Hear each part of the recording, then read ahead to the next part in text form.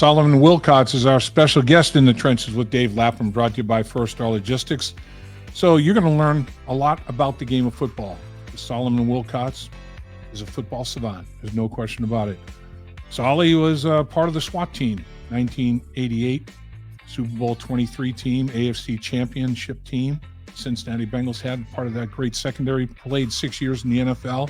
And Solly then has gone on to an outstanding broadcast career. Many media forms, radio, television, podcaster. So Solomon Wilcots understands the game of football, and he always imparts knowledge. We'll do a review and analyze the Houston Texans' loss the Cincinnati Bengals suffered, and then talk about how they might rebound on Thursday night against the Baltimore Ravens. You're going to enjoy what Solly has to say, I think.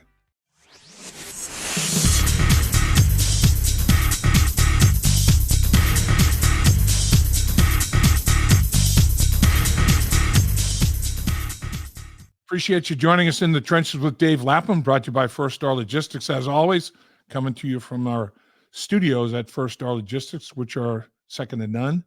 And we have a second to none guest today. This guy is all about football.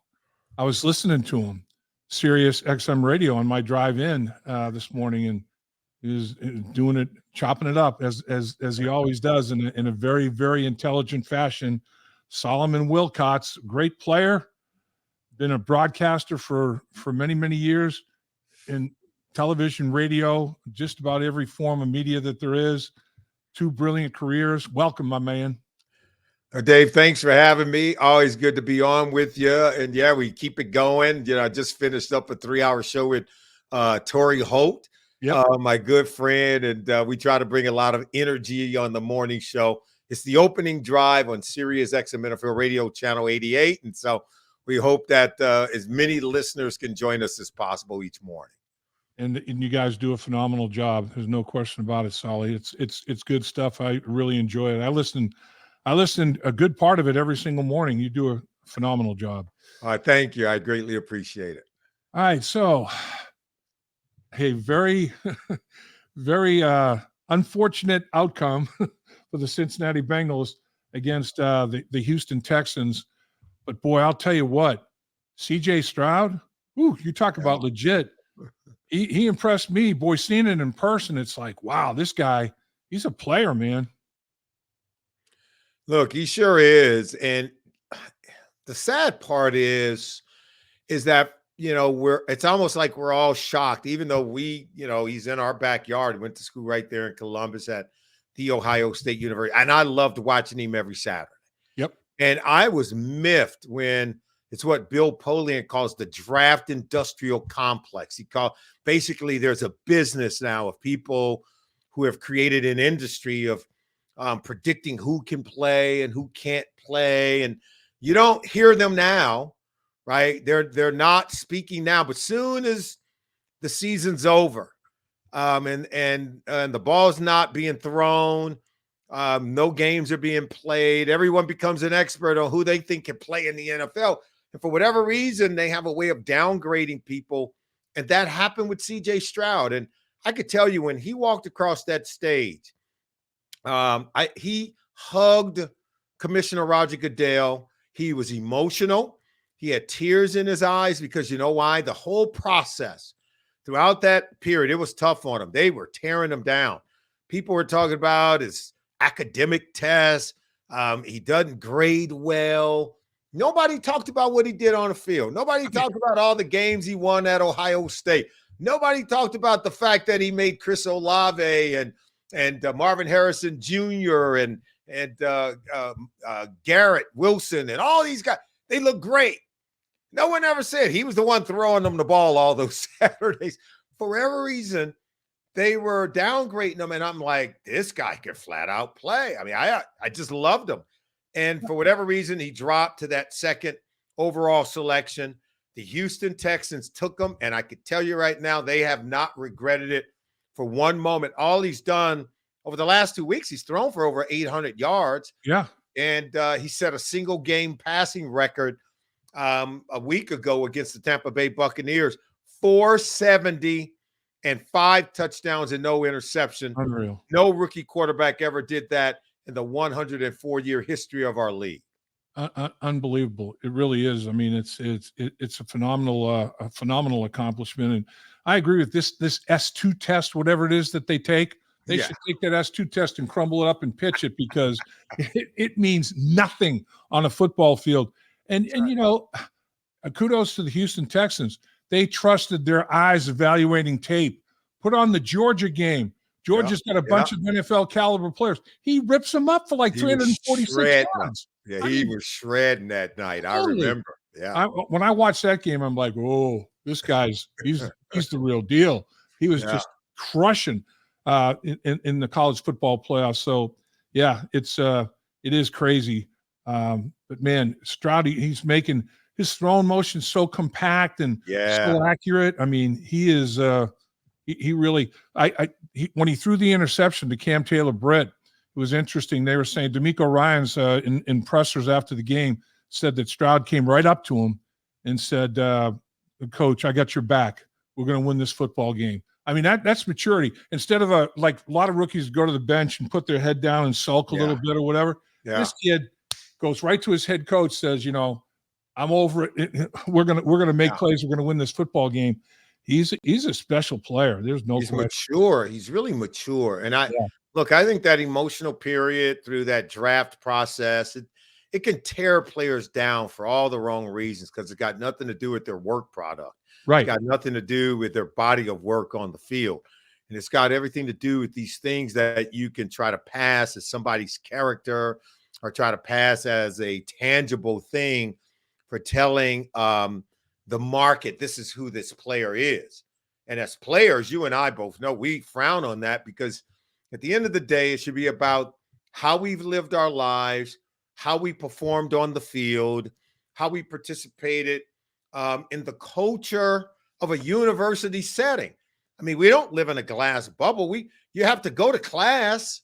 You're in the public, right? You know a lot of people on campus who are not going to be NFL players, who are just everyday people who you have to talk to and relate with, and you have to treat them with decency, or you're going to emerge with a bad reputation.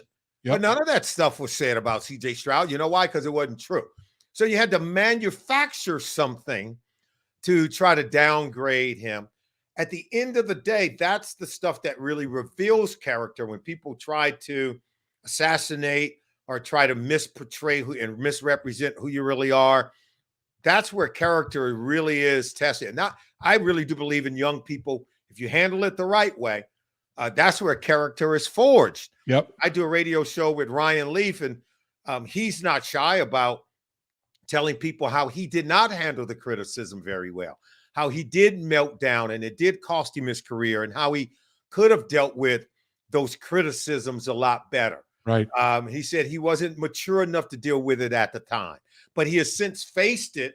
He now goes out and speaks with college kids all around the country about what they're embarking upon when they're coming into the NFL and what they're going to have to deal with. And now C.J. Stroud knows it firsthand.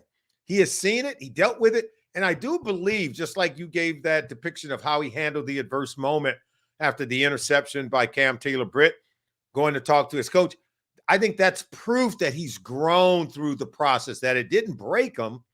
I think it made him stronger. Yep. And out on the other end, he's become a better person, a better quarterback as a result.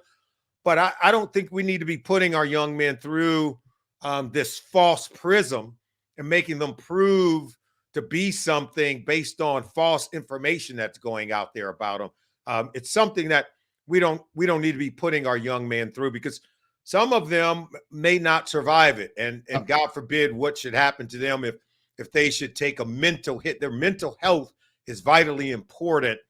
And so we shouldn't have to do this to our young man for them to prove to us that they can play in this league. Right, right. And the cottage industry of ripping people down. I mean, what the heck, man? That's right. I mean, let's be human beings with each other here a little bit. Yep. So I mean, Stroud throws for over 350 yards. Singletary rushes for 150, and Brown has a receiving yard total of 172. First time in Bengals history they gave up a 150-yard rusher and 170-plus yard receiver in the same game. I mean, it's been around a while, and the first time that happened is very uncharacteristic of the way this defense has been playing under Lou Anarumo. Was just one of those bad days at the office, man. I described the entire game as uncharacteristic. That's what I used to describe it, because when do you see Joe Burrow throw 2 interceptions, let alone on back-to-back possessions? Right. When do you see him force the ball into a coverage? You never see that. Yeah. When do you see a Tyler Boyd drop a touchdown pass that's meaningful? This is a guy that he's one of the bedrock players of this franchise. Yep. And so for me, it was just, and as Joe said, he had a 64-yard catch and run to get us down there, because that's who Tyler Boyd is. So the drop for me was so uncharacteristic. Allowing Devin Singletary to rip through us, and the Texans to come up with 180-plus yards rushing in the game, that's so uncharacteristic. We had blitzing defensive backs getting penetration in the backfield unblocked, and he made them miss. Like, the design of the play that Lou Anarumo had drawn up was perfect. And yet we still couldn't get the guy tackled. couldn't get him on the ground. Our tackling was poor. Yep. The way that we fit in the run game, it was poor. And then the way that they would go max protection, right? They were running 2-man routes. He had all day to throw it because they max protected. And it was their ability to run the ball that really lent itself to play action setting up for C.J. Stroud to have so much time for those long crossing routes and long developing routes to develop. And it was like everything they did that we're normally good at, everything they did, it worked. I was sitting there watching the game like, what, you telling me he held the ball for over 3 seconds on that play and didn't get hit? We sacked him 1 time in the game. And that's unlike our defense. When Cam Taylor-Britt stole the ball and got his 4th interception in the last 5 games, and what a guy playing at a very high level. Right. He gave us a chance to get back in the game. I mean, and I'm thinking, okay, we've stubbed our toe, because after scoring on the first drive, they scored 20 unanswered points. Yep. Have to punt 5 or 6 times between that drive and the next time we scored. That's uncharacteristic for an offense led by Joe Burrow with so much talent. So, I look, that's why you gotta win those games early, because if you squander 1 or 2 of them, man, you can't afford to drop these in the middle, because it can really be costly. And now the margins are so very narrow, right, to get into the playoffs. They're still there, right? But it's a very narrow pathway. Really is. I mean, for all the things that we're talking about that went wrong offensively, first drive, score a touchdown on the first drive for the 5th straight game, but then in the second quarter, don't show up. I mean, don't have a first down in an entire quarter. You have 3 3-and-outs. You have a one play kneel down, 1 play for -1 yard, and then the first drive of the third quarter is a 3-and-out. That's 5 straight possessions where you don't even generate a first down. And that's putting a lot of pressure on a defense, man. And it's uncomplimentary football. It's not complimentary. It's just the opposite. And man, but as poorly as all of it went, like you said, if Tyler's able to snare that pass, the Bengals win. And now you're making all these corrections. You're still like, man, hey, things didn't go well, guys. Here, we got to get this tightened up.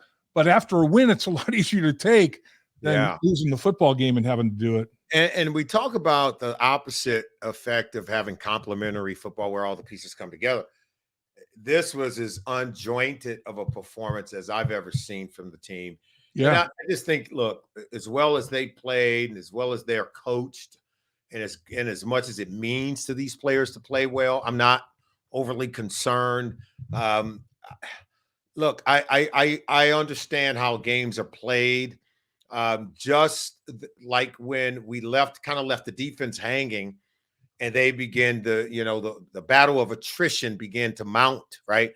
As the number of plays, your offense is going 3-and-out, you got to go back out there after a long drive. They go 3-and-out again, you got to go right back out there again.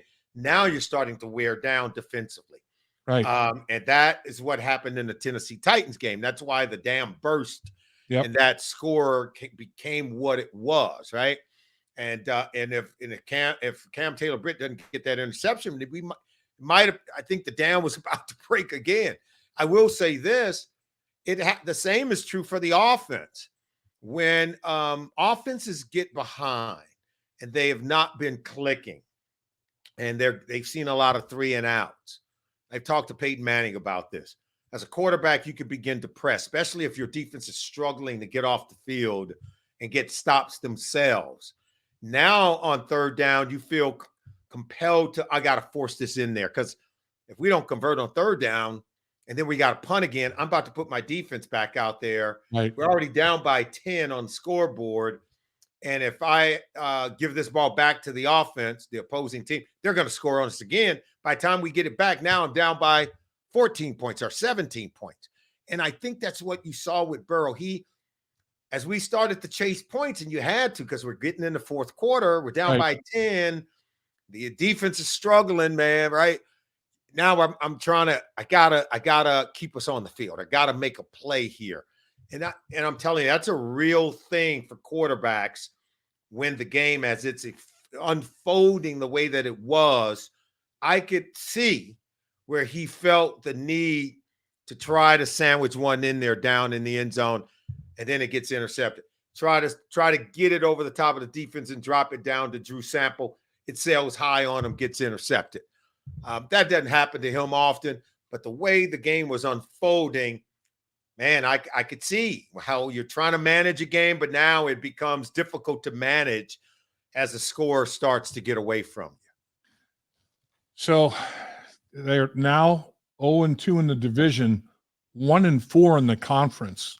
And those don't loom large for tiebreakers, that's for sure. Now you have a division opponent again.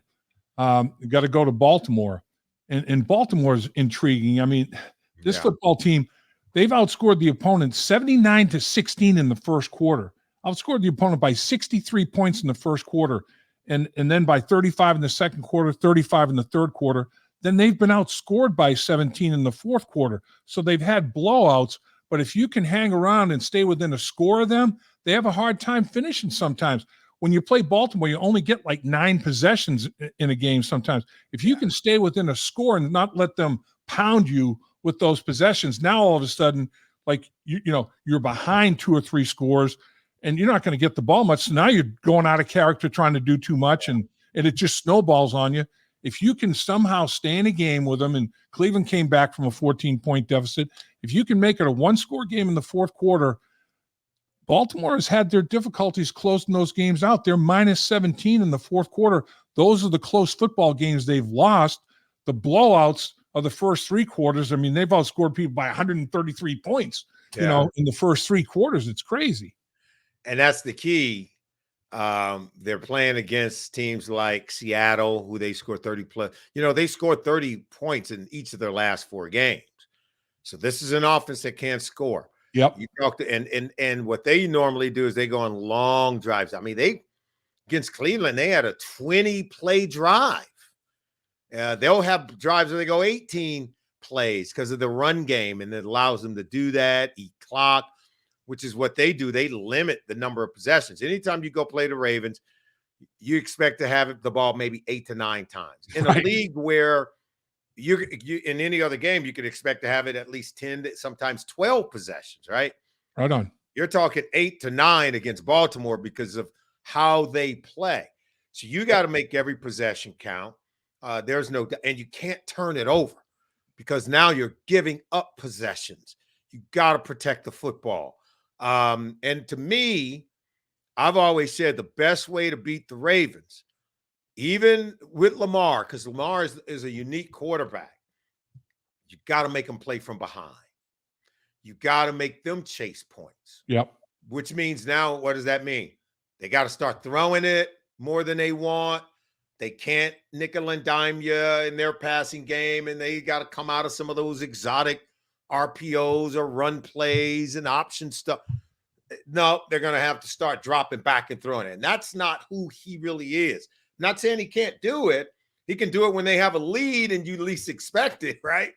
But when you know he's going to drop back and throw on every single down because they've got to chase points on the scoreboard, just like I was explaining with Joe Burrow or any other quarterback, when they have to make play to stay on the field on third down, man, you're playing with house money. And if you could do that against the Ravens, that's how you go in there and beat them. Get this. Since last year, 7 times they've had a 14-point lead in games and lost. Wow. Between now and last year. That's what happened last week against the Cleveland Browns. Yeah. Cleveland Browns never led in that game. They never led. 59 minutes and 50 seconds. And then bam, they kick a 40-yard field goal, game over, they win. They never led on the scoreboard in the entire game.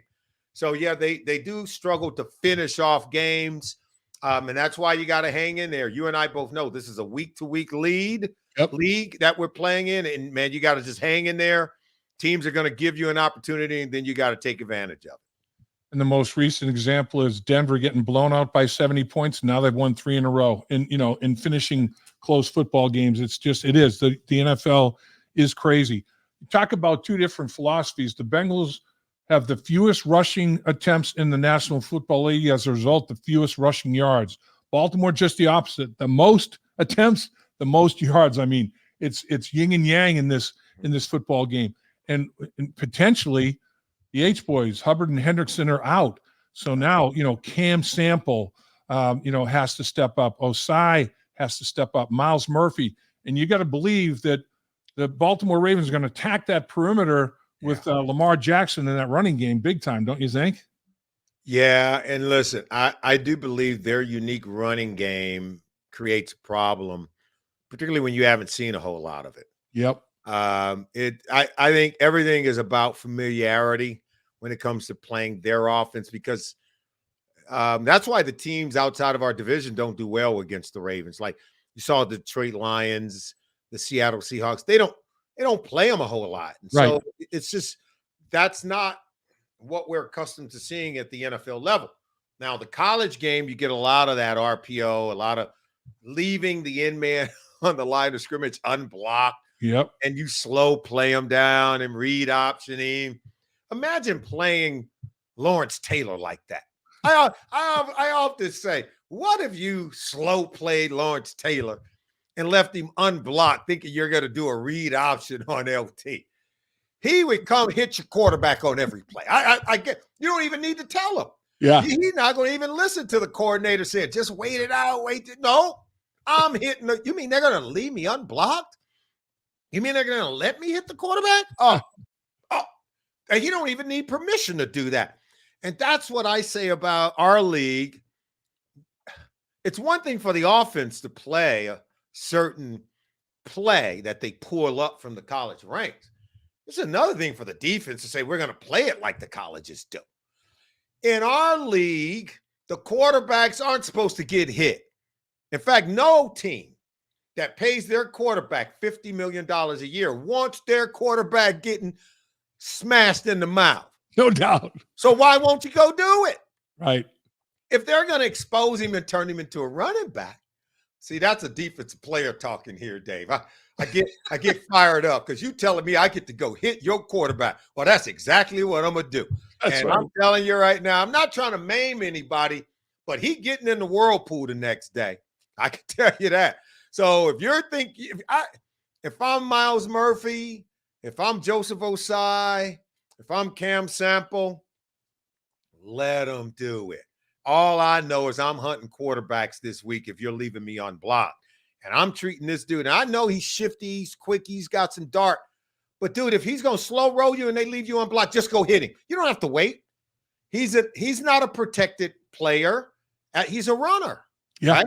So if we know the rules and we know the game and they're going to leave us unblocked, I have never before had a defensive player that's worth his salt that you can leave unblocked and think they're not going to impact the game. I hear that. Final question, Solly.